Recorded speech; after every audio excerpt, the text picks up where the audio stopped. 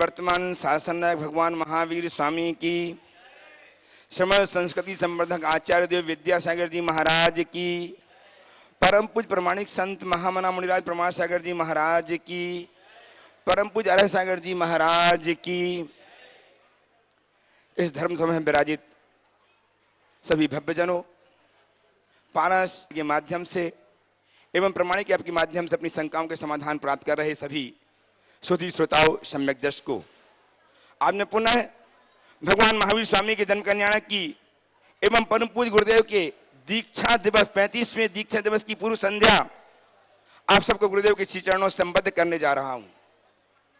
एवं श्री चरण भक्तजनों, जो आचार्य भगवान विद्यासागर जी महाराज के परम प्रभावक शिष्य के रूप में जाने जाते हैं, जो जाने जाते हैं गुणायतन प्रणेता के रूप में, संकट समाधान प्रवर्तक एवं भावना योग के प्रवर्तक के रूप में, जिन्हें संप्रदाय समय रूप में जान करके हमारे जीवन को धन्य करते हैं, ऐसे श्री गुरुदेव के चरणों से आपको संबद्ध करूं।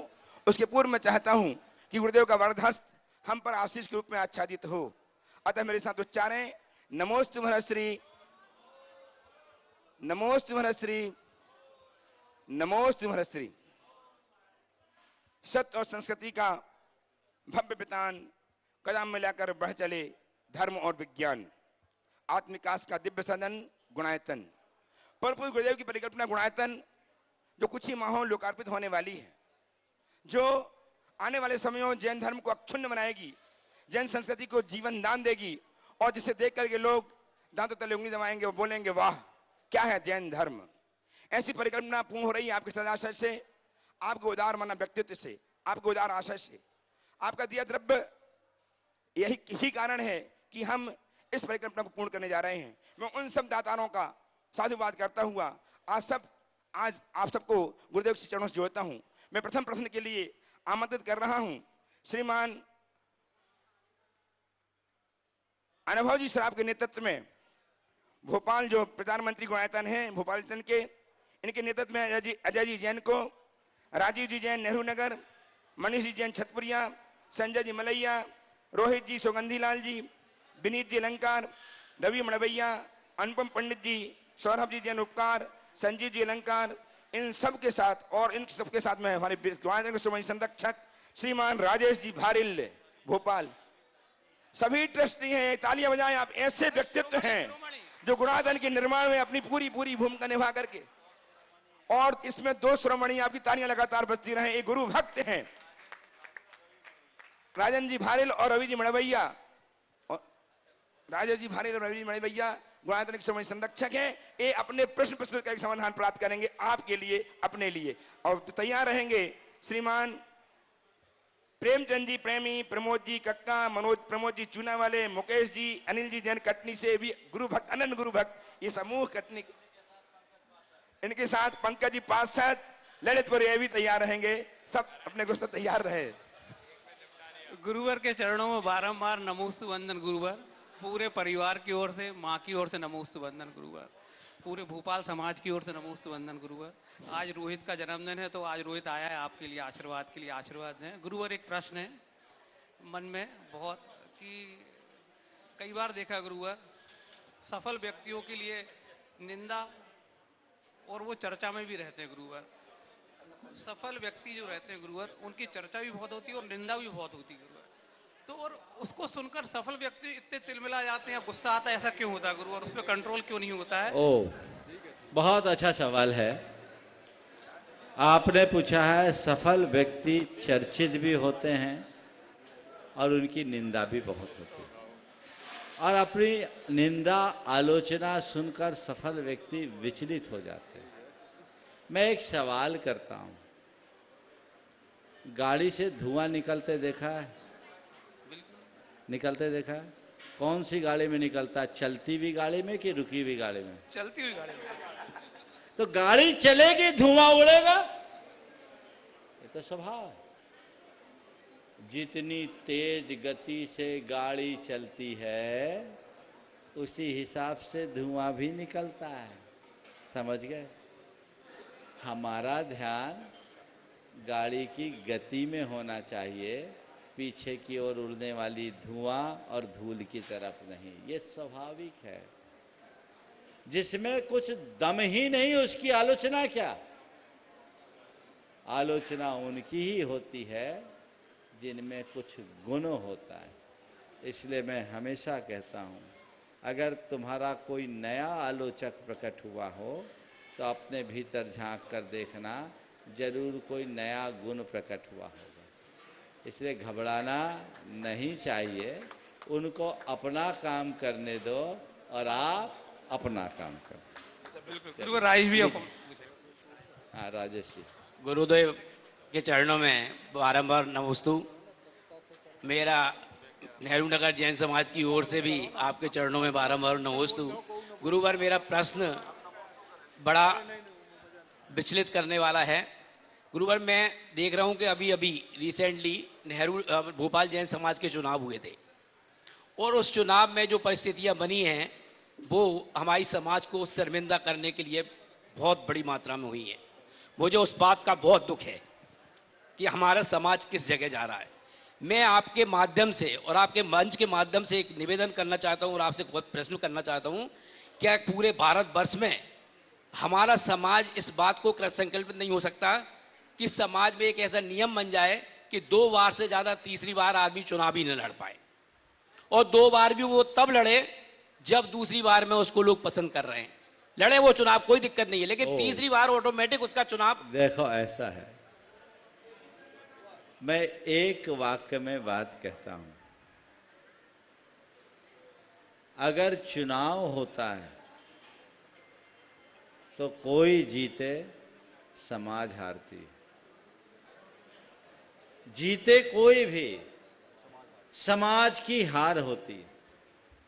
इसलिए मैं इलेक्शन को पसंद ही नहीं करता, मैं तो सिलेक्शन का पक्षधर हूं। सिलेक्शन में गुरुदेव रुको, पूरी बात सुनो। इलेक्शन की प्रक्रिया में समाज को भारी नुकसान होता है, बहुत दांव पेच होते हैं, राजनीति होती है, दलबंदियां होती है, 7 पुस्तों की बातें उभरती है और कई तरह के तिकड़म और हथकंडे अपनाए जाते हैं जो नैतिकता की दायरे से भी बाहर होते हैं। इसलिए ये अच्छी बात नहीं। पर अब आप कहोगे कि महाराज जी लोकतांत्रिक प्रक्रिया का फिर और कोई रास्ता कहाँ है? तो मैं कह सकता हूँ कि ये भी एक प्रक्रिया है। हम लोकतांत्रिक तरीके से भी लोगों का चुनाव मनोनयन कर सकते हैं। कैसे? कोई नॉमिनेशन नहीं, कोई पैनल नहीं, एक व्यवस्था बना दी जाए, समाज के सदस्यों की सूची लोगों को दे दी जाए और कह दिया जाए कि मंदिर के डब्बे में एक व्यक्ति का नाम डाल दो, केवल एक व्यक्ति का।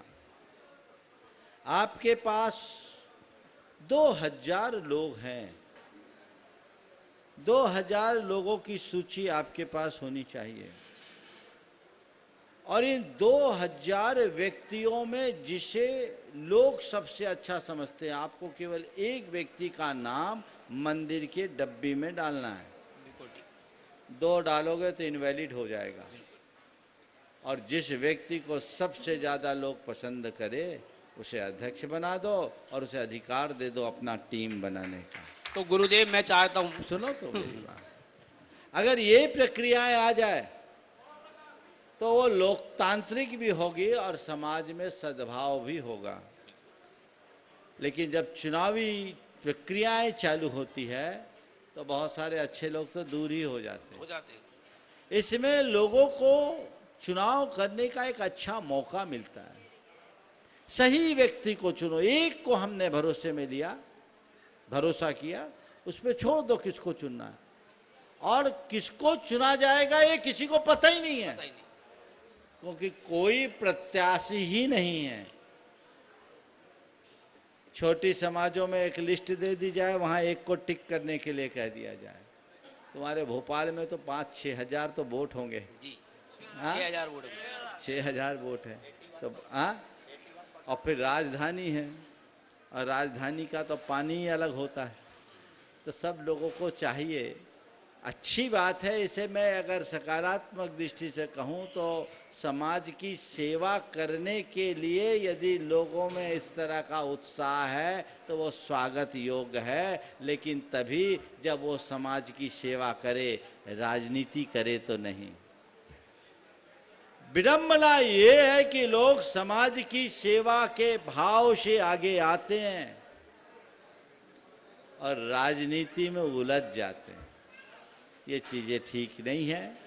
अब ये तो मैंने अपने विचार प्रकट कर दिए, बहुतों की इसमें असहमति भी हो सकती है, पर इतना जरूर मैं कहूँगा कि अब तक के अनुभवों के आधार पर इसकी समीक्षा हो और एक स्वस्थ परंपरा की शुरुआत। रोहित पूछा, रवि जी पूछ रहे हैं। चलो महाराज ठीक। जी, समझ जैन समाज की ओर से सबको नमस्ते। आशीर्वाद हो गया। रवि पूछ रहे हैं। रोहित पूछेगा, आज इसका जन्मदिन है, बोल दो जन्म। पुण्य का उदय है कि आज जन्मदिन के दिन प्रथम बार आपके समक्ष आने का मौका मिला और आपका आशीर्वाद मिला। कृतज्ञ हो गया, जीवन सुधर गया, आपका आशीर्वाद बनाए बहुत रखिए। बहुत बहुत बहुत रवि धन्यवाद। जी। चलो चलो, हो गया बस। अनुपम जी महाराज। बहुत लंबी लिस्ट है। अरे रवि, एक प्रश्न महाराज जी। अनुपम जी पूछ रहे हैं। चलो बोलो। महाराज जी, आपका जब भोपाल प्रवास हुआ था तो हम लोग की जो कंपनी को 2-3 प्रोजेक्ट मिल गए थे काफ़ी बड़े। उसके बाद एक बहुत लंबा गैप रहा, कोई प्रोजेक्ट्स का कुछ अभाव हो गया, कोविड के कारण दर्शन भी आपके साक्षात नहीं हो पाए।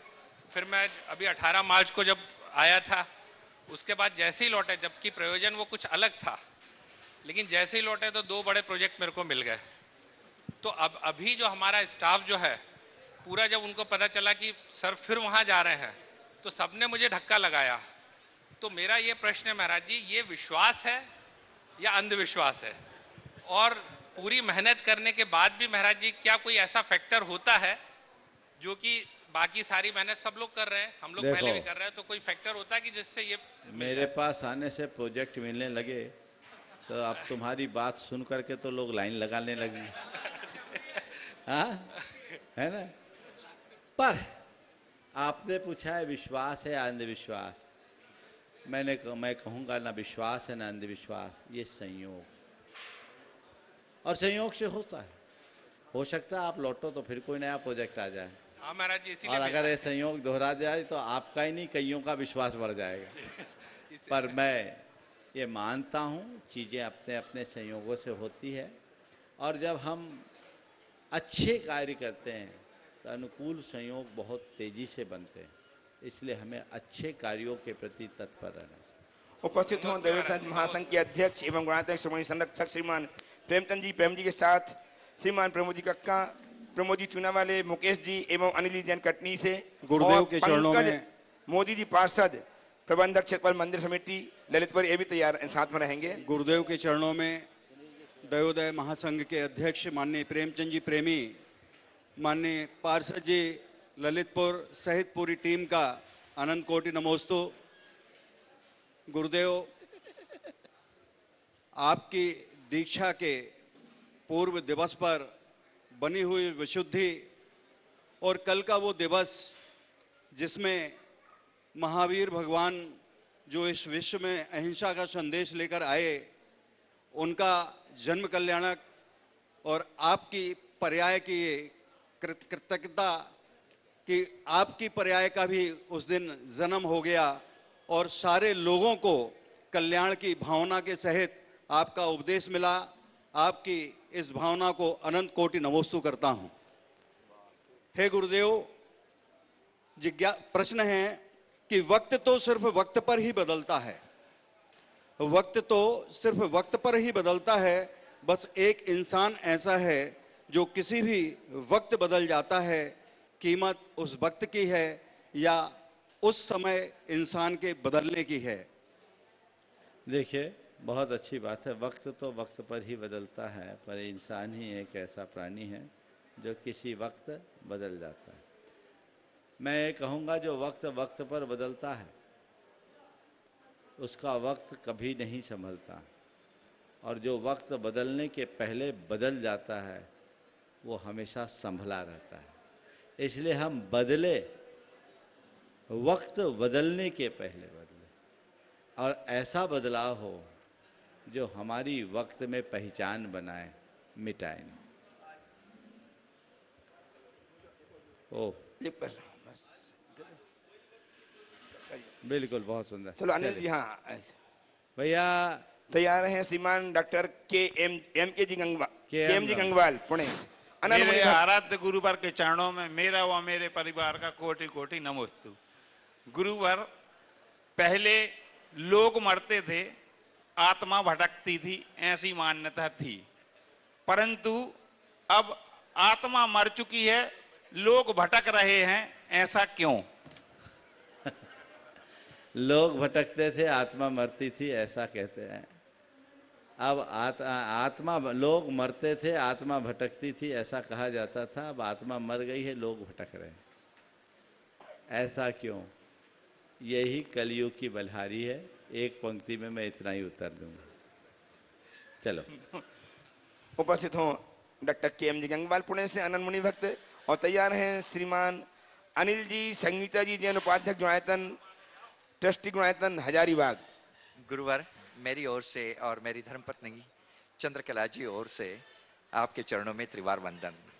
गुरुवर, ये मेरा परम सौभाग्य है कि हर वक्त मैं आपके दीक्षा दिवस के ऊपर उपस्थित हो जाता हूँ, मगर आज का संयोग तो बहुत बड़ा है, क्योंकि आप वैशाली के बाजू में, कुंडग्राम के बाजू में ही विराजमान है, और रात को ही मैं कुंडग्राम में जाकर प्रभु की वो भूमि का भी दर्शन करने का निर्णय लिया हूँ। गुरुवर, ये भूमि के बारे में ही मेरा सवाल आपसे है। मैं इतिहास का विद्यार्थी हूँ, हरमन याकूबी, स्मिथ, कारपेंटर, इनकी किताबें पढ़ चुका हूँ, उनका रिसर्च पढ़ चुका हूँ, मगर उनका रिसर्च ये दिखाता है कि कुंडग्राम जो वैशाली के बाजू में है, जो राजेंद्र प्रसाद जी ने वहाँ एक शिला लगाई थी, वही सही जन्मभूमि है। श्वेतांबर परंपरा में लिछवाड़ को भी जन्मभूमि मानते हैं। कई लोग नालंदा के बाजू में, पावापुरी के बाजू में कुंडलपुर है, उसको भी मानते हैं।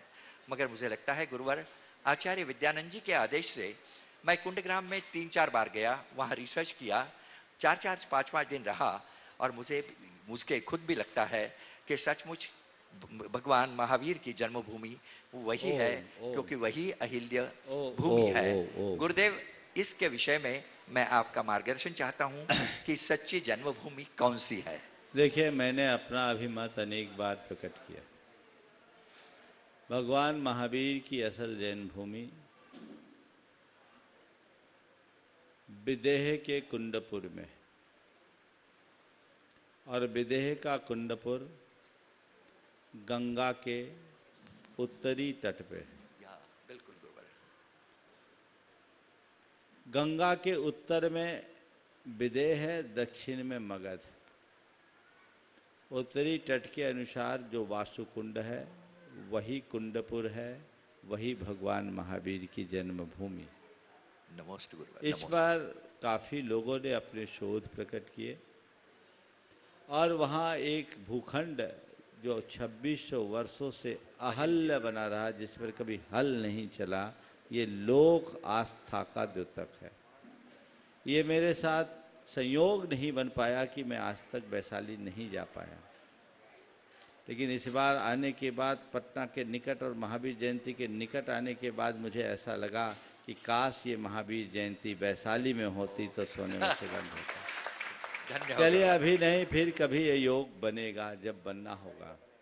लेकिन मैं देश भर के लोगों से कहूँगा, भले लिछवाड़ को महावीर जन्मभूमि के रूप में लोग मानते हैं, या नालंदा को जन्मभूमि के रूप में माना जाने लगा है, पर भगवान महावीर ने तो जन्म एक ही स्थान पर लिया है। उनका जन्म एक स्थान पर हुआ, पर एक स्थान के लिए नहीं हुआ, सारे जहान के लिए हुआ। भगवान महावीर की आराधना के लिए जगह जगह लोग स्थान बनाए, कोई बुराई नहीं है, लेकिन भगवान महावीर की जन्मभूमि को कोई न भूले, ये सदैव ध्यान रखना। तो जन्मभूमि जिसे आज वैशाली के रूप में जाना जाता है, ये बासुकुंड है, पटना के बिल्कुल पास ही है। वही स्थान है, जो लोग आए हैं वे लोग भी उसका लाभ आगे पीछे उठा रहे, उठाएंगे, लेना चाहिए। तो ये वही है। और इस विषय में काफ़ी लोगों ने काफ़ी विचार मंथन किया, अनेक पुस्तकें भी लिखी, पर मैं कहता हूँ अब अलग से कुछ कहने की ज़रूरत नहीं है। ज़रूरत है देश भर के जिन भक्तों को अपने तीर्थ यात्राओं में उस वैशाली को जोड़ने की, जो शासन नायक भगवान महावीर की जन्मभूमि होने का गौरव प्राप्त है। नमोस्तु गुरुवर, नमोस्तु। उपस्थित हों गणायतन के उपाध्यक्ष एवं ट्रस्टी श्रीमान अनिल जी संगीता जी जैन हजारीबाग अपने भाई श्रीमान अरविंद जी पायल जी के साथ। हाँ, चारों में एक अरविंद सवाल। नहीं, दोनों करेंगे। हाँ चलो, नहीं हाँ, दोनों करेंगे, एक एक प्रश्न दोनों। आइए बोलो बोलो आप जल्दी। बोलो जब तक। नमोस्तु महाराज जी। महाराज जी, मेरा ये प्रश्न है कि जो मंगरेला और कलौंजी, इसको प्याज का बीज के बोला गया है, क्या इसका सेवन करना चाहिए या नहीं करना चाहिए? देखिए, कलौंजी और प्याज का बीज कुछ लोगों ने एक कहना शुरू कर दिया, पर ये कतई एक नहीं है। कलौंजी को बोलते हैं मंगरेला।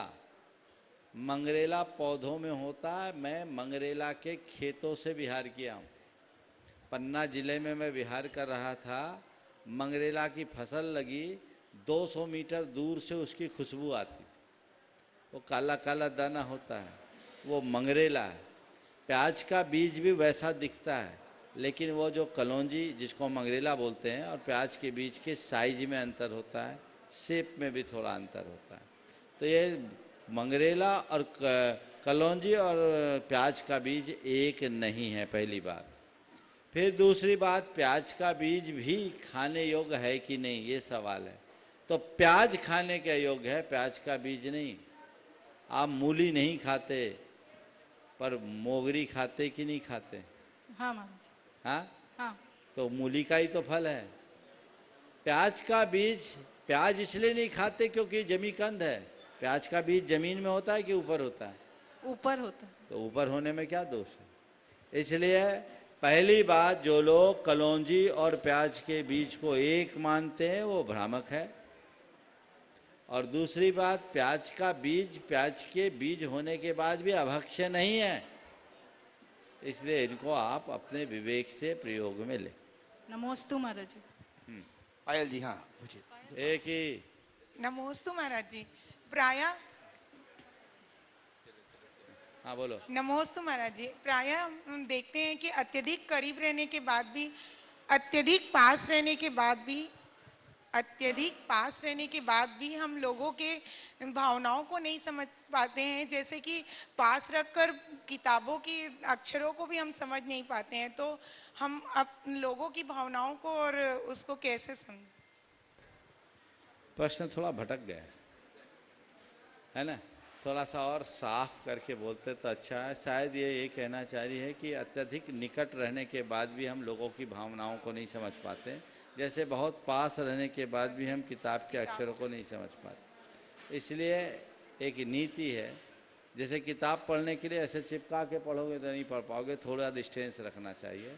इसी प्रकार किसी व्यक्ति को समझना है, थोड़ा सा डिस्टेंस मेंटेन करके चलना चाहिए। ज़्यादा निकट आ जाओगे तो तुम भावनाओं में बह जाओगे, उसे समझ नहीं पाओगे। थोड़ा सा गैप मेंटेन करके चलोगे तो दोनों बातें आ जाएंगी। चलिए। उपस्थित हो श्रीमान एन.एल. जैन साहब, कोषाध्यक्ष जुड़ायतन जयपुर से। अब संजीव जी के साथ, संजीव जी जयपुर एवं श्रीमान एन.एल. जैन साहब गुणायतन कोषाध्यक्ष ट्रस्टी गुणायतन। तैयार रहेंगे श्रीमान सुभाष जी जैन CEO गुणायतन।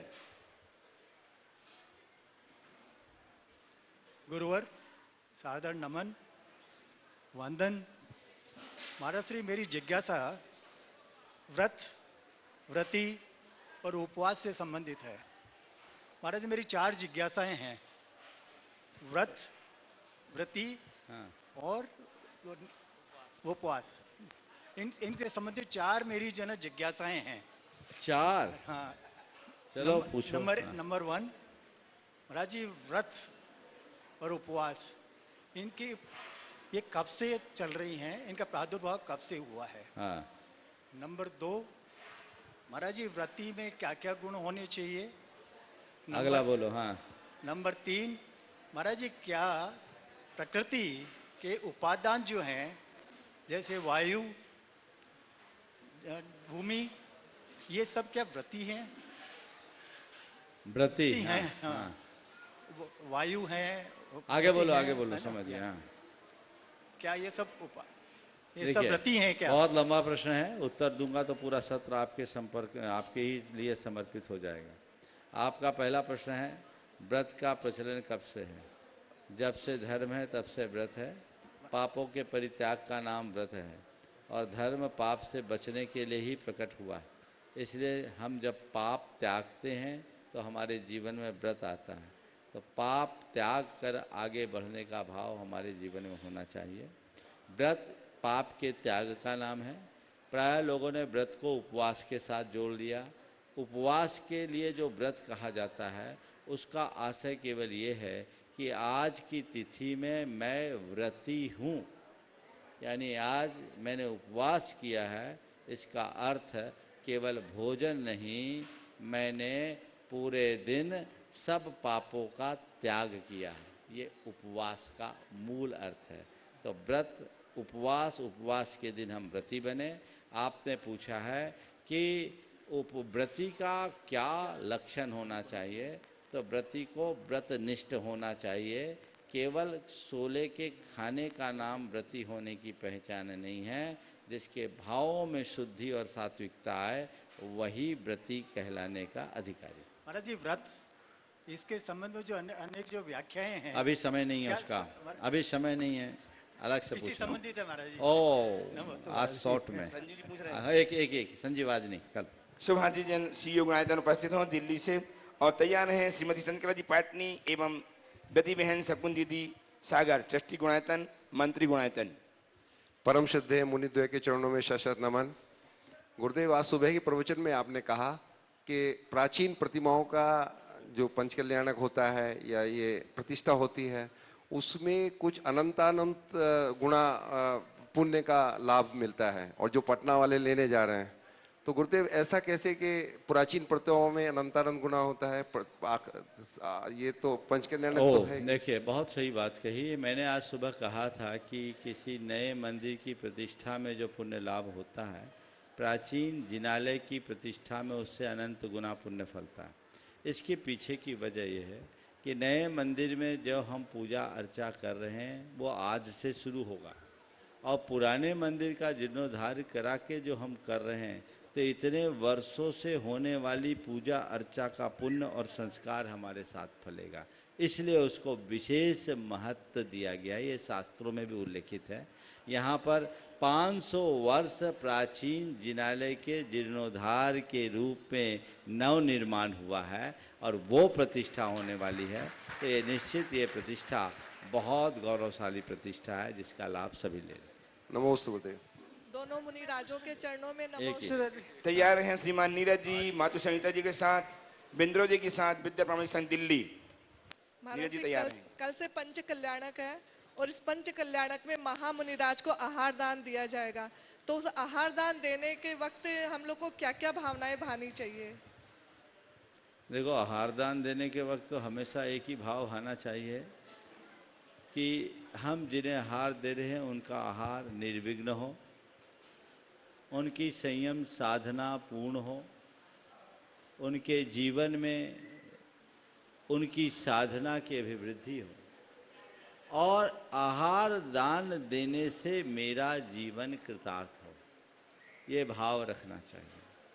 ये भाव जरूर है कि पंचकल्याणक होते हैं या बड़े आयोजन होते हैं तो बहुत सारे लोग आहार दान के चक्कर में आहार दान में लगते हैं तो उन्हें लगता है कि हमारी पूरा पंचकल्याणक ही छूट रहा है। हम विधान पूजन में बैठे या आहार दान में बैठे, निश्चित ये होता है।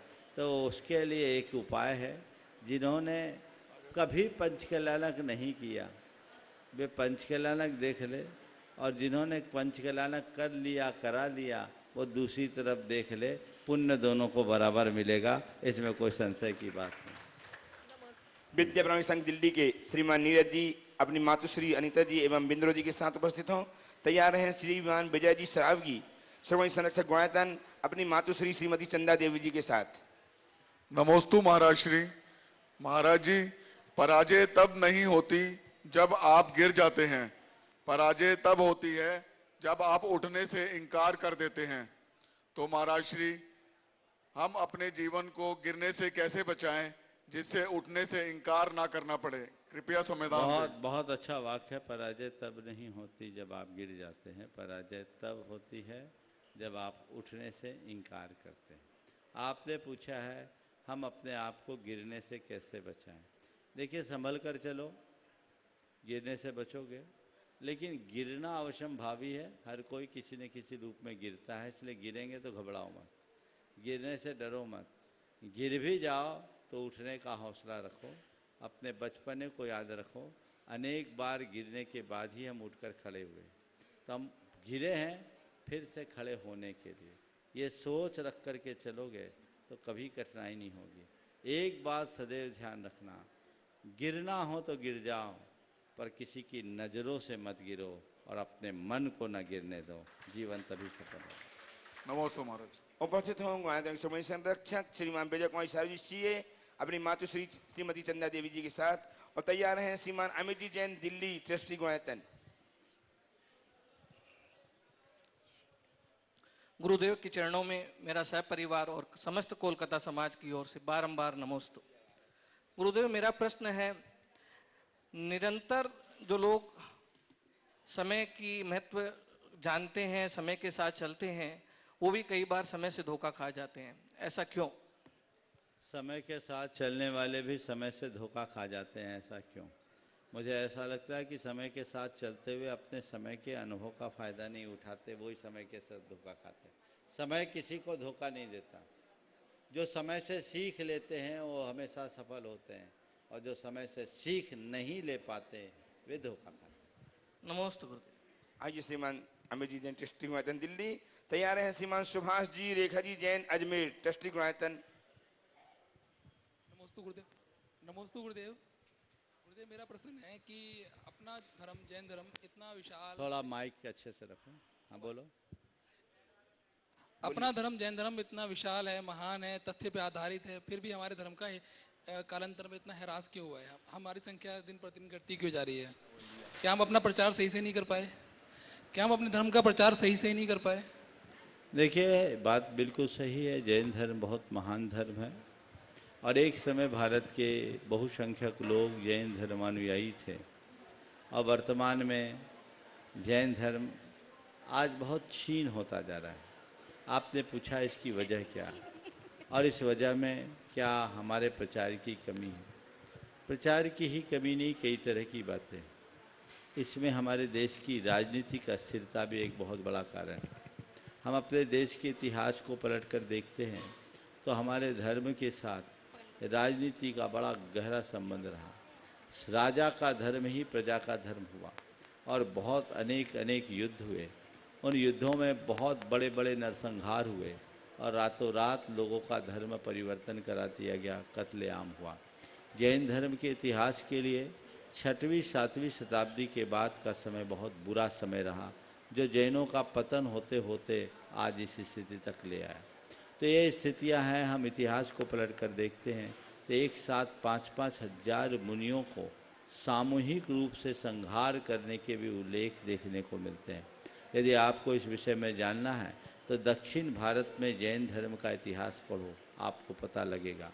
ये पंडित कैलाश चंद सिद्धांत शास्त्री की भारतीय ज्ञानपीठ से प्रकाशित कृति है, उसे जरूर पढ़ना चाहिए। इसी तरह डॉक्टर कैलाश चंद जैन जो उज्जैन वाले थे, उनकी एक कृति है जैन धर्म का इतिहास, बृहद इतिहास। ये 3 वॉल्यूम में है, इसे जरूर पढ़ना चाहिए। इनमें हमें अपने इतिहास की बातों का पता लगेगा, और बहुत तरीके के अनैतिक कार्य हुए जिससे जैनों को एकदम द्वेषपूर्ण दृष्टि से कत्लेआम किया गया, मारा गया, उनका संहार किया गया, धर्मायतनों का ध्वंस किया गया। इस कारण हम धीरे धीरे कम होते गए। फिर हमारे प्रवर्तकों की संख्या कम होने लगी, प्रचार प्रसार के साधन कम हो गए, तो फिर जैनियों की संख्या घटती गई। अन्य भी अनेक कारण हैं जिन पर अभी चर्चा करने का अवकाश नहीं है। लेकिन वर्तमान युग को मैं एक स्वर्ण युग की तरह देखता हूँ। इस युग में यदि हम थोड़ा ध्यान रखें तो जैन धर्म के साथ बहुत बड़ी संभावनाएं हैं। आज पूरे विश्व को जैन धर्म की आवश्यकता है और जैन धर्म ही विश्व का इकलौता धर्म है जो जन धर्म होने की योग्यता रखता है। तो जैन धर्म को जन धर्म बनाने की दिशा में हम प्रयास कर सकते हैं और हमें उस दिशा में सतत प्रयत्नशील रहना चाहिए। आज टेक्नोलॉजी का युग है, इस दौर में हम बहुत कुछ बढ़ा चढ़ाकर अपनी बातों को सुव्यवस्थित तरीके से रख सकते हैं। उपस्थित हो श्रीमान सुभाष जी रेखा जी जैन अजमेर से ट्रस्टी गुणायतन और तैयार रहें गुणायतन के आर्किटेक्ट ट्रस्टी गुणायतन श्रीमान चंद्रशेखर जी विदिशा से। नमोस्तु गुरुदेव। जब भी हम किसी के लिए कुछ करें तो बिना किसी अपेक्षा के करें और खुशी से करें, मजबूरी में नहीं। इतनी शक्ति अपने अंदर कैसे विकसित करें? जब भी हम किसी के लिए करें, खुशी के से करें, बिना अपेक्षा के करें, मजबूरी में नहीं करें, ऐसी शक्ति अपने अंदर कैसे ले आए? कुछ ना करो, मन में संवेदनशीलता जगा लो और सुहृदयता विकसित कर लो। हम निरपेक्ष भाव से अपने आप लोगों के लिए अच्छा करने में समर्थ हो जाए। नमोस्तु गुरुदेव। आइए श्रीमान चंद्रशेखर जी आर्किटेक्ट गुणायतन ट्रस्टी गुणायतन दिल्ली विदिशा और तैयार हैं श्रीमान प्रशांत जी HDFC बैंक के चीफ ध्वजारोहण करने का सौभाग्य प्राप्त प्रतिष्ठा महोत्सव का और जो गौमाता के श्रोमणी संरक्षक हैं मुंबई से तैयार रहेंगे। आप तालियां बजाकर अभिनंदन कीजिएगा इनका।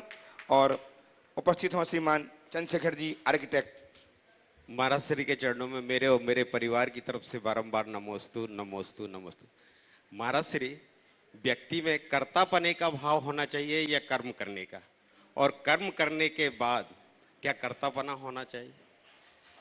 देखो, सारा झगड़ा तो इसी का है। यदि व्यक्ति कर्म करते रहे और कर्तापन के बोझ से मुक्त हो जाए तो उसे कभी दुख हो ही नहीं। हमारे जीवन का जो भी दुख है वो हमारे कर्तापन के कारण है। यही अहंकार है जो हमें रोकता है। संत कहते कर्तव्य करो, कर्तृत्व का अहम अपने मन में न पनपने दो। मैंने कुछ किया, ये भाव हटाओ। जो कुछ हुआ उसमें मैं निमित्त बना हूं, बस इतनी तक बात रखो। जीवन की वास्तविकता को समझो। हमारे देश में ये संदेश बहुत प्राचीन काल से अनुगूंजित रहा है। कर्मण्येव अधिकारस्ते मां फलेषु कदाचन। कर्म पर ही तुम्हारा अधिकार है, फल पर नहीं। तो निरपेक्ष भाव से कम कर्म करो, निष्काम भाव से प्रयत्न करो। परिणाम जो आए उसे सहज रूप से स्वीकार कर लो। ये भावना केवल उस मनुष्य के हृदय में घटित हो सकती है जिसके अंदर आध्यात्मिकता जागृत हो गई।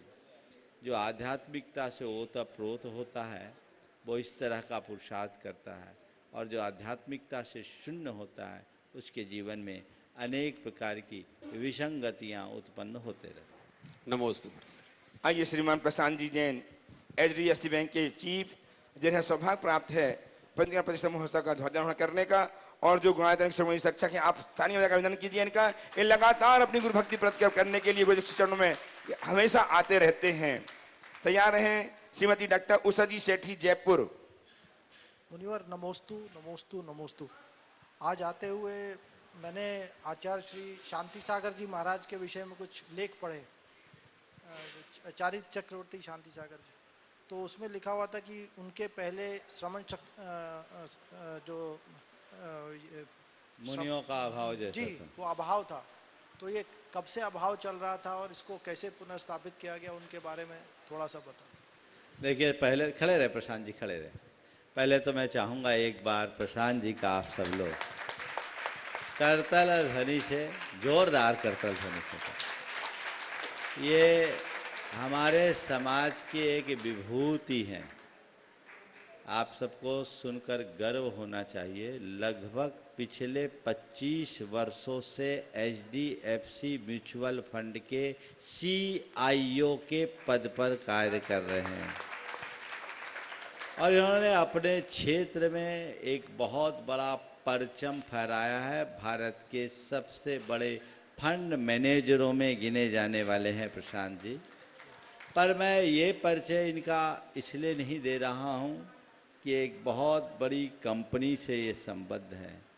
मैं इन्हें इसलिए परिचित करा रहा हूँ कि इतना सब कुछ होने के बाद भी ये एक धर्मनिष्ठ श्रावक है जो रात्रि भोजन नहीं करता, जो रोज भगवान का अभिषेक करता है, जो गुरुओं की सेवा में समर्पित रहता है और जिन्हें अभी कुंडलपुर के महामहोत्सव में सौधर्मेंद्र बनने का सौभाग्य प्राप्त हुआ। मैं प्रशांत जी भाई का परिचय इसलिए करा रहा हूँ कि हमारे समाज के लोग कुछ प्रेरणा ले, हमारे युवा कुछ प्रेरणा ले और अपना बहाना बनाने का अंदाज बदले। जीवन को जब तक हम बदलेंगे नहीं तब तक हमारा जीवन संवर नहीं सकता। इसलिए हर किसी को इस विषय में ध्यान रखना चाहिए। कल के कार्यक्रम में ये विशेष रूप से उपस्थित हुए हैं, कल सुबह शाम पूरे दिन के कार्यक्रम में हैं। एक बार जोरदार अभिनंदन ऐसे व्यक्ति का होना चाहिए। अब मैं आपके सवाल पर आता हूँ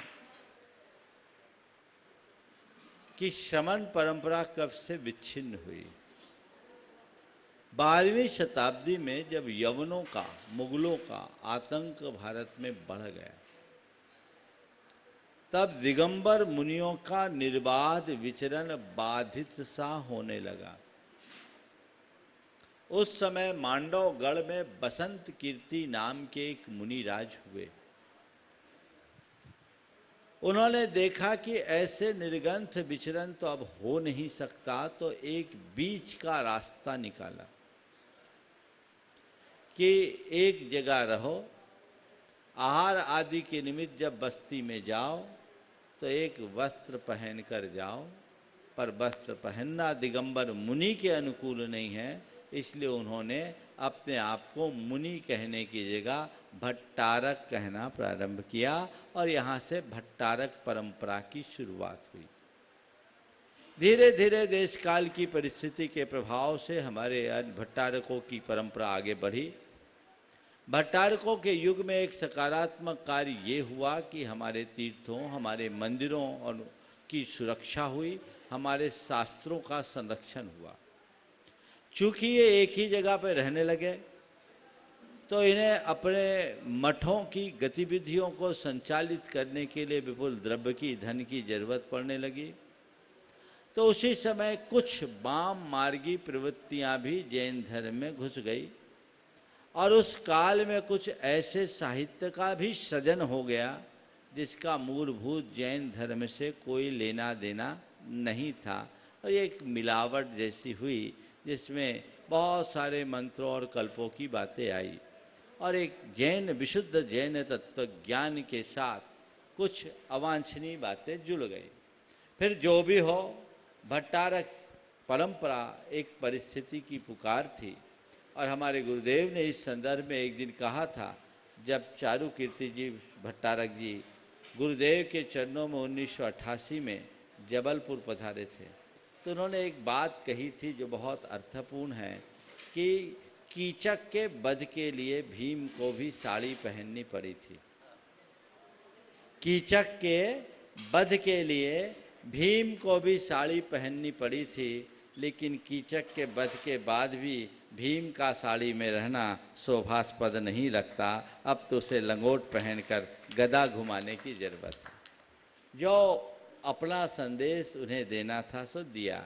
ये तो भट्टारक परंपरा की बात मैंने की। तो धीरे धीरे भट्टारक परंपरा में वृद्धि हुई। मुनि लोग मुनि के रूप में न रह करके भट्टारक के रूप में रहने लगे। प्रारंभ में ये मुनि दिगंबर रूप में रहते थे, दीक्षा इनकी दिगंबरी अवस्था में ही होती थी। बाद में समाज के आग्रह से वस्त्र लेते थे और ये वस्त्र का प्रयोग भी जब बाहर निकलते थे तब करते थे। धीरे धीरे पूरी तरह से वस्त्रों में रहने लगे और अन्य अनेक बातें जुड़ते जुड़ते आगे बढ़ते गई। और फिर जब शांति सागर जी महाराज थे, लगभग 12वीं शताब्दी से 16वीं शताब्दी तक मुनियों का लगभग अभाव जैसा हो गया। और जब आचार्य शांति सागर जी महाराज थे, उस काल में भी निर्ग्रंथ मुनियों का लगभग अभाव जैसा था। कोई इक्के दुक्के मुनि थे, वे भी थे पर इस तरह की बीच की परिस्थितियों से प्रभावित थे। हालांकि इस युग में भी अनेक भट्टारक ऐसे हुए हैं जो महान तपस्वी थे। उन्होंने जैन धर्म की महती प्रभावना की। इसके बारे में अगर आपको जानना है तो एक कृति मैं कहूँगा, उसे जरूर आप पढ़ें। जैन शासन के प्रभावक आचार और जैन जागरण के अग्रदूत। जैन शासन के प्रभावक आचार बहुत अच्छी कृति है, उसमें बहुत सारे भट्टारकों की भी जानकारी दी गई है। आप पढ़ेंगे, बहुत आनंद आए। श्रीमती डॉक्टर उषा जी सेठी जयपुर से उपस्थित हों। तैयार हैं श्रीमान अतिशय जी जैन अपनी मम्मी के साथ गुलमोहर दिल्ली से। गुरुदेव, दोनों गुरुदेव के चरणों में शत वंदन।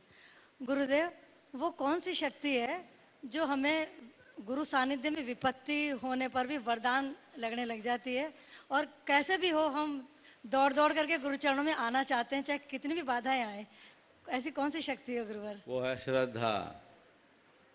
श्रद्धा में वो ताकत है जो विपत्ति को भी वरदान बना दे, और हर विषम परिस्थिति में भी हमें अपने श्रद्धेय के चरणों में ला करके खड़े कर देती है, उसे बलवती बना के रखना। नमस्ते। उपस्थित श्रीमान अक्षय जी जैन अपनी मम्मी के साथ गुलमोहर दिल्ली से, और तैयार रहें। हेलो, नमोस्तु महाराज जी। तैयार रहेंगे बाल ब्रह्मचारी भैया हाँ भैया जी अपनी सूचनाओं के साथ। नमोस्तु महाराज जी। मुझे लगता है धर्म तभी आगे बढ़ सकता है जब उसमें यूथ होता है। तो मैं अगर देखता हूँ कि हमारे धर्म में यूथ बहुत कम है एज कम्पेयर टू अदर बाकी धर्म, जैसे इस्कॉन वाले हैं या फिर गुरुद्वारे हैं।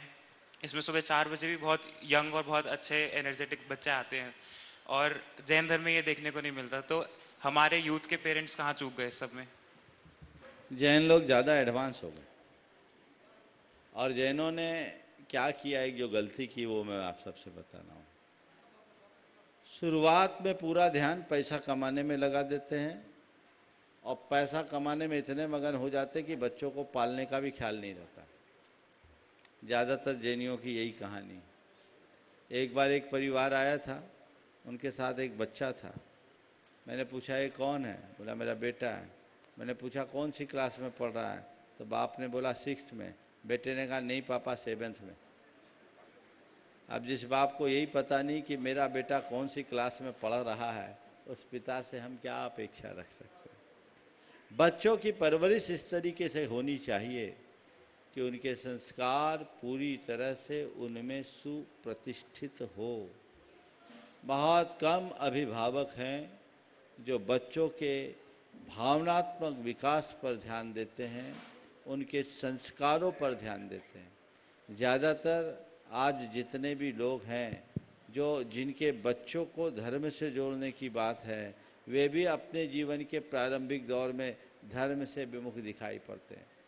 तो जब आप खुद धर्म से विमुख होंगे तो बच्चों को कैसे जोड़ेंगे?